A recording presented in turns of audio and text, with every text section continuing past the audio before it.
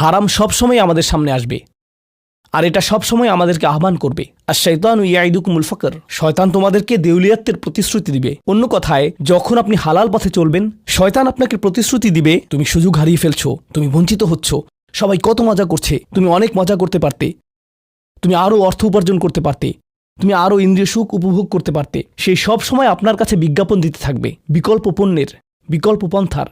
নিজের কামনাকে চরিতার্থ করার কিছু যায় আসে না যে কতটুকু কোরআন মুখস্থ করেছেন, কিছুই যায় আসে না যে কী পরিমাণ তাহাজ্জুদ আপনি পড়েছেন। এগুলো কোনোটাতেই আসে যায় না। শয়তান থামবে না। দিন শেষে আপনি তো একজন মানুষই। দিন শেষে কামনা বাসনাগুলো আপনার মাঝে থাকবে, আর শয়তান থামবে না, সে আপনার পেছনে লেগেই থাকবে। শয়তানের একটা কৌশল আল্লাহ বর্ণনা করেছেন। তার মনস্তাত্ত্বিক কৌশলটি হল যায়্যানা লাহুমুশ শাইতানু আমালাহুম। শয়তান তাদের কাজগুলোকে তাদের কাছে আকর্ষণীয় করে দেয়। শয়তান আপনার কাছে আসবে, আপনাকে প্রলুব্ধ করবে। তখন আপনি বলবেন, হ্যাঁ এটা খারাপ, কিন্তু আমি তো অনেক ভালো কাজও করি। হ্যাঁ আমি এলোমেলো কাজ করছি, কিন্তু আমি তো নামাজও পড়ছি। আর আমি তো কাফেরও না, তো সমস্যার কিছু নেই। আর এইবার করেই আমি থেমে যাব। এমন না যে আমি এটা করতেই থাকবো, শুধু একবারই করব। এভাবে নিজেকে সব ধরনের যুক্তি দিতে থাকেন, নিজে নিজে এটাকে বৈধতা দিতে থাকেন। আপনার চিন্তায় এটা এখন আর অতটা খারাপ না। আর তারপর যখন এমন মানুষ চারপাশে থাকেন যাদেরকে বলেন যে এটা তো খারাপ, আর তারপর যখন এমন মানুষের চারপাশে থাকেন যাদেরকে বলেন যে এটা তো খারাপ, তারাও আপনাকে বলে, না ভাই কাম অন, এটা অতটা খারাপ না, থামো তো, এরকম কথা বলো না, না আল্লাহ ওইরকম না, আল্লাহ তোমাকে শাস্তি দিবেন না, কেন এরকম হতাশাজনক কথা বলছো, তুমি অতিরিক্ত চিন্তা করো। আপনি তা শুনেন, আর এটা আপনাকে প্রভাবিত করতে শুরু করে। কিন্তু যখন কাজটা করে ফেলেছেন, যেটাই করেছেন, হতে পারে এটা অ্যালকোহল অথবা অন্য কোনো মাদক, এটা কারোর সাথে সম্পর্ক হতে পারে, সেটা যাই হোক, যখন নিজেকে বলেন যে এটাই শেষবার, কিন্তু এটাই শেষ তো না। কারণ যখনই কাজটা ঘটে যায় আর কয়েকদিনের মধ্যে অনুশোচনাও কেটে যায়, তখন মোবাইলে আরেকটা মেসেজ চলে আসে, তারপর আরেকটা দাওয়াত আসে, তারপর আপনি বলেন না এটাই শেষবার, আবারও সেই চক্রে আটকে যান, আর আবারও সেটা করেন, আর তা করতেই থাকেন। শয়তান ঠিক এটাই চেয়েছিল। মানুষ এই চক্র বন্ধ করতে পারে, আল্লাহর প্রতি নিবিষ্ট হয়ে বলতে পারে, ইয়া আল্লাহ, আমার বন্ধুরা কি বলেছে তাতে কিছু যায় আসে না, শয়তান কি ওয়াসওয়াসা দিচ্ছে তাতে কিছু যায় আসে না, কতবার এই বিভৎস চক্রে আটকা পড়েছি তাতে কিছু যায় আসে না।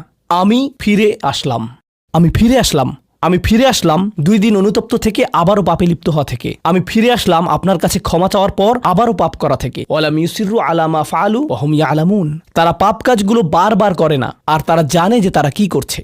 আমি সেই লোকদের অন্তর্ভুক্ত হব না? ওয়ালাইসাতিত তাওবাতু লিল্লাযীনা ইয়ামালুনা সাইয়্যাত।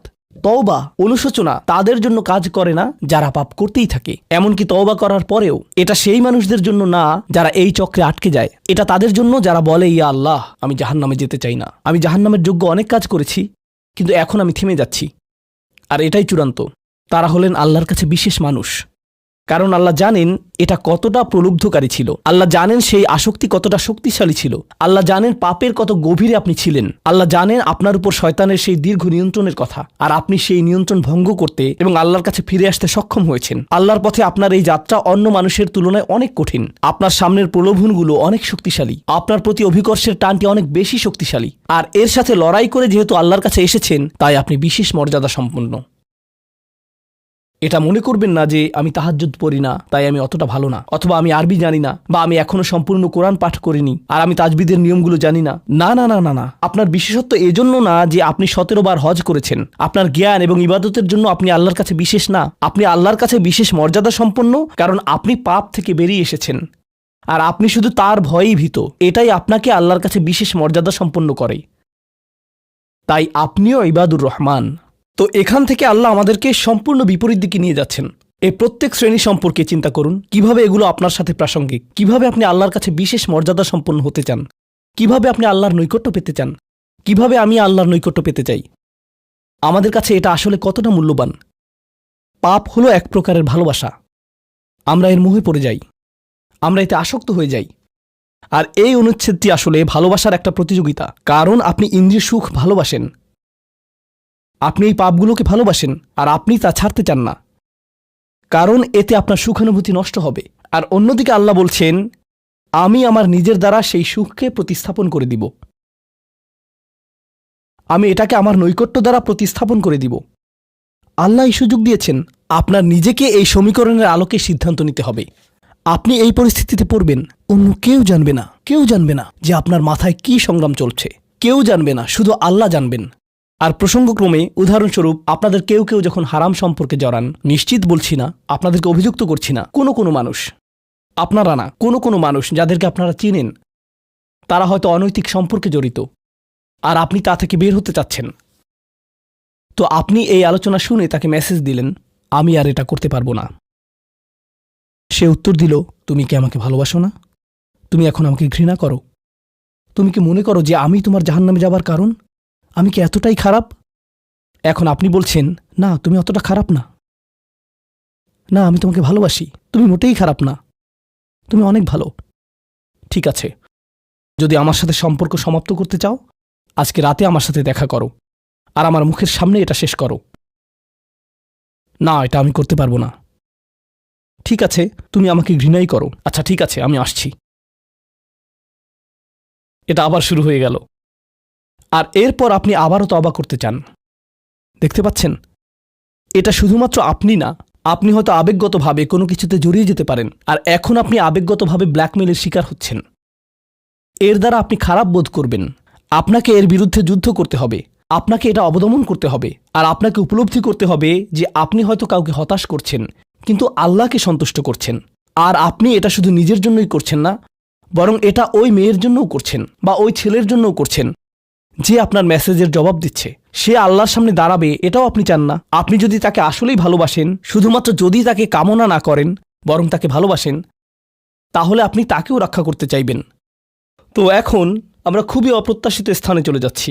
আল্লাহর কাছে আরও কে বিশেষ মর্যাদা সম্পন্ন? আল্লাযীনা ইযা আনফাকু লাম ইউসরিফু ওয়া লাম ইয়াকতুরু ওয়া কানা বাইনা যালিকা কওয়ামা। এই মানুষেরা যখন তারা অর্থ ব্যয় করে, তারা সকল অর্থ উড়িয়ে দেন না, তারা অতিরিক্ত খরচ করেন না, আর তারা কৃপণও নয়। তারা অনেক বেশি খরচ করেন না, আর তারা অনেক কমও খরচ করেন না। তাদের বাজেট ভারসাম্যপূর্ণ। বাজেটের সাথে আল্লাহর নৈকট্যের সম্পর্ক কি?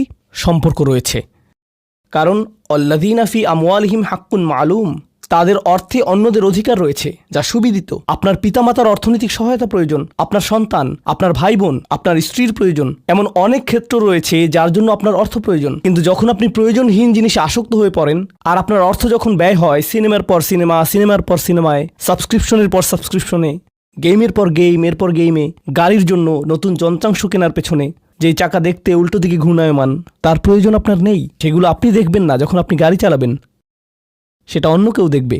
এগুলো ঘুরবে অন্য কারো জন্য, আপনার জন্য না। যন্ত্রাংশ অথবা ডিভাইস, আপনি নতুন আইফোন ছাড়াও বেঁচে থাকবেন, এতে কোনো ক্ষতি হবে না। স্যামসাং যদিও কিছুটা বিপজ্জনক, তারপরও অনেক বোনেরা পার্স অথবা ব্যাগের জন্য এমনটা করেন। ও আল্লাহ, এই ব্যাগগুলোর কোনোটার দাম কয়েক লাখ টাকা। বলছি না যে আপনি এগুলোর কোনোটাই কিনতে পারবেন না, কিন্তু আল্লাহ বলছেন ঠিক আছে খরচ করো, কিন্তু অতিরিক্ত খরচ করো না। আপনাদের কারো কারো জন্য আবার সবচেয়ে খুশির বিষয় হলো টাকা ধরে রাখা।